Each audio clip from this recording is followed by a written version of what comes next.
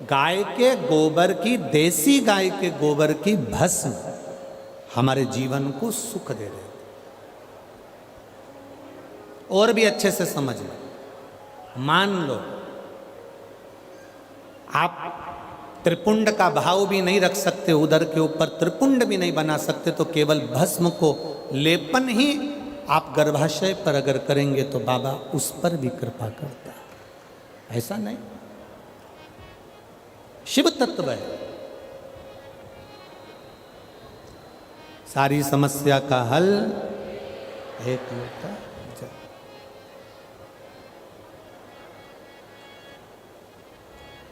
ये मानव की जो देह है ना, ये बड़ी विचित्र देह है। बचपन में होमवर्क लेते हो, होमवर्क करते हो, जवानी आती है तो होम लोन लेते हो, और बुढ़ापा आता है तो अलोम और विलोम करते हो। ये एक अवस्था है हमारी, ये हमारा जीवन की एक श्रृंखला है कि हमें करना है, हम करते।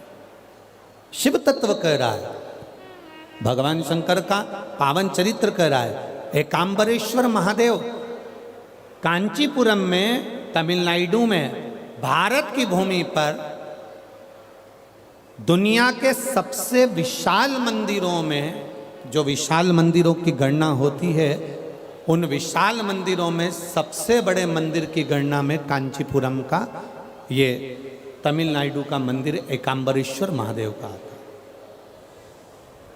है। एकांबरेश्वर, जहां पर पाषाण का शिवलिंग नहीं है, जहां पत्थर का शिवलिंग नहीं है, जहां सोना और चांदी का शिवलिंग नहीं है, जहां हीरे पन्ने का शिवलिंग नहीं है, जहां पर मिट्टी का पार्थिव शिवलिंग की पूजन होता है। अब जरा विचार करिएगा, गुरुजी क्या बात कर रहे हो? ये पार्थिव शिवलिंग, मिट्टी का शिवलिंग जहां एकांबरेश्वर महादेव के मंदिर में पूजा जाता है, वहां क्या वो शिवलिंग मिट्टी का फटा नहीं होगा? क्या उसमें दरार नहीं पड़ी होगी? क्या वो मिट्टी का शिवलिंग बेकार नहीं हुआ होगा? हम जब पार्थिव शिवलिंग का निर्माण करते हैं तब उस समय उसमें हम बहुत से पदार्थ डाल देते हैं। आप कुछ डालें ना डालें, दो चीजें मिट्टी के अंदर अवश्य डालें, एक मक्खन या दूध या गाय का, जम के बोलो, घी, और दूसरा भस्म। ये दो चीजें क्यों डालना चाहिए? कि शिवलिंग अच्छा बनेगा, शिवलिंग पक्का रहेगा, दरार नहीं पड़ेगी, उसके लिए डालना चाहिए क्या? ना ना ना, पार्थिव शिवलिंग का निर्माण करने वाले दो चीजों का स्मरण अवश्य रखें। पहला, मिट्टी के अंदर जब हम मक्खन, दूध या गाय का घी डालकर शिवलिंग का निर्माण करते हैं, जिसके घर में वंश नहीं बढ़ता, 20 साल, 25 साल, 15 साल, 12 साल हो गए हों, और जिसके घर में बच्चा ना हुआ हो, हम उनसे भी निवेदन करेंगे कि प्रत्येक प्रदोष, प्रत्येक शिवरात्रि, हर महीने प्रदोष आती है, हर महीने शिवरात्रि आती है, प्रत्येक शिवरात्रि, प्रत्येक प्रदोष को आप मिट्टी के अंदर मक्खन या गाय का दूध या गाय का घी, देसी गाय का मिलाकर शिवलिंग बनाकर उसकी पूजन करना प्रारंभ करें। 1 साल पूरा नहीं होगा, भले 20 साल हो गए होंगे, पर आपका गर्भ जरूर ठहरेगा, ये निश्चितता। भले 20 साल हो गए, 22 साल हो गए, 25 साल हो गए, डॉक्टर ने मना कर दिया नहीं होगा, फिर भी आप बाबा पर भरोसा, बोल बम का नारा है, बाबा है। आप विश्वास के साथ शिव की आराधना करिए। गाय, देसी गौ माता का दूध, मक्खन, घी, ये हमारे मिट्टी के अंदर मिलाकर जब हम शिवलिंग का निर्माण करते हैं तो हमारा वंश बढ़ता है। दूसरा, भस्म। दूसरी चीज क्या है? जम के बोलो जरा, पीछे वाले भी, और जितने आसपास के जितने 5 पंडालों में जो बैठे हैं, जो अलग से पंडाल लगाए गए हैं, उनमें भी जो भरे बैठे हैं, इधर के पंडालों में पीछे वाले, और जितने लोग रोड पर बैठे हैं, जितनी दुकानों के अंदर बैठे हैं, वो भी जरा सावधानी से सुनना। ये पार्थेश्वर शिवलिंग कथा आपको बाद में नहीं मिल पाएगी, बड़े ध्यान से सुनना। ये अपनी जिंदगी बनाने के लिए माँ पीताम्बरा ने अपने धाम में करवाई है, अपने जीवन को कृतार्थ कर।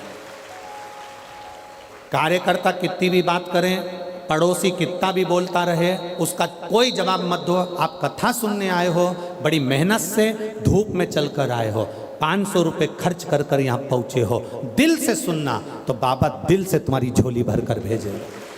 समय बर्बाद मत करना बिल्कुल भी। और जिसको समय बर्बाद करना है वो चुपचाप से उठकर यहाँ से पंडाल से बाहर जाकर अपनी गाड़ी उठाकर जा सकता है। बड़ी मुश्किल से कथा मिलती है और दतिया वालों के तो भाग्य में आदरणीय गृह मंत्री जी ने करा ली तो बाबा की कृपा से ये इतना बड़ा कुंभ भरा गया। यही बाबा की कृपा। दिल से सुन लो उसको। पहले नंबर पर है मिट्टी में मिलाया गया मक्खन, घी या दूध। दूसरे नंबर पर है, जम के बोलो जल्दी से, भस्म। ये दूसरे नंबर पर भस्म का प्रयोग।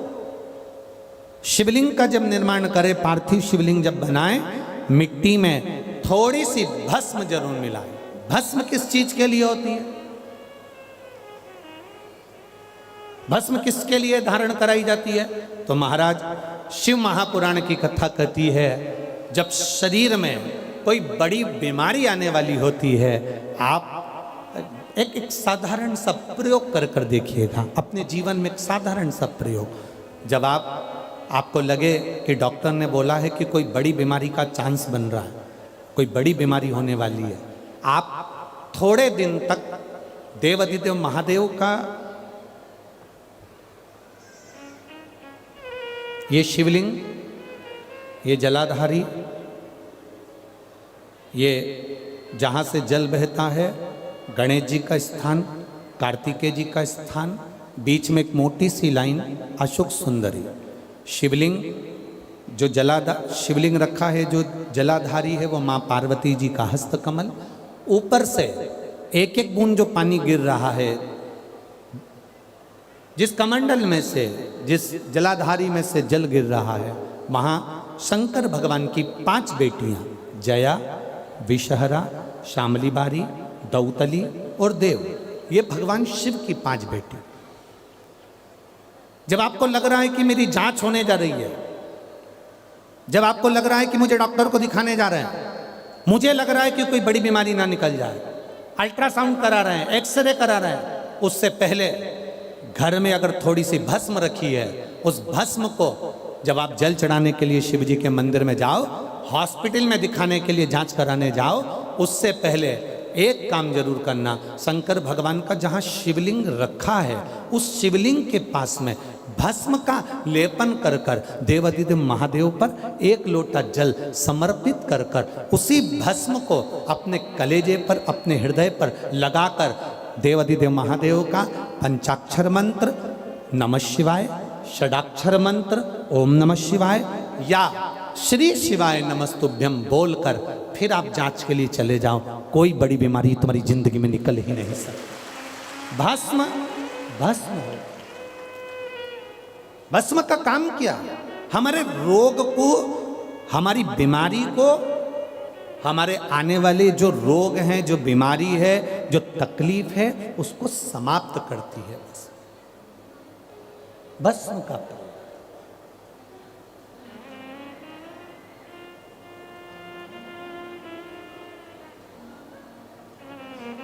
शिवलिंग का निर्माण कर रहे हो, पार्थिव शिवलिंग का, उसमें थोड़ी सी भस्म हमारी बीमारी को हर लेती है, थोड़ी सी भस्म हमारी तकलीफ को हर लेती है। भस्म का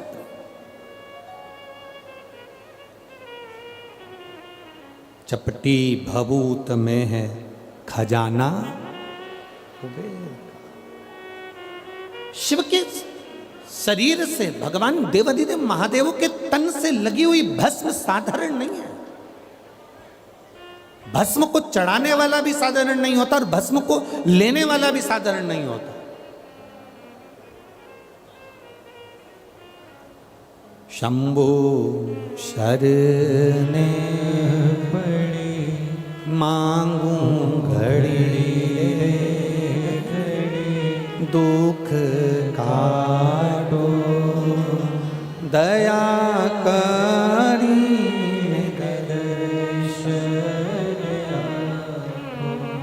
पार्थिव शिवलिंग का निर्माण करते समय दो चीजें ध्यान से अवश्य मिलाएं। पहला माखन, घी, दूध, दूसरा भस्म, दूसरा भस्म। भस्म धारण भी करना चाहिए।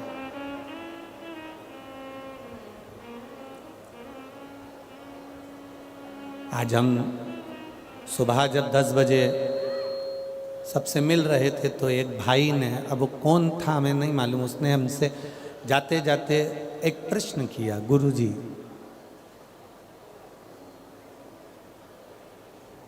रुद्राक्ष की माला पहनना क्या जरूरी है? तुलसी की माला पहनना क्या जरूरी है? अगर हम नहीं पहने तो तेरी मर्जी। उसमें हम क्या, नहीं पहने तो वो तेरी मर्जी।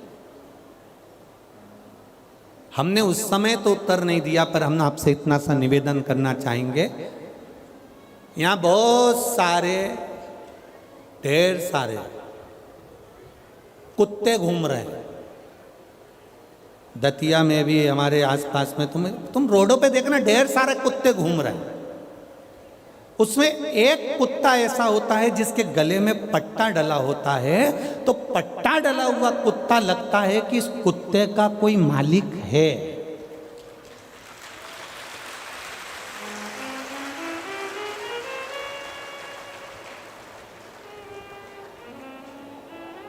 भैंस देखो बहुत सारी मिलेगी, भैंस के गले में अगर पट्टा डला हुआ है, डोरी बंधी है, तो भैंस का कोई मालिक, बोलते जाओ रे दतिया वालों, भैंस का कोई मालिक है।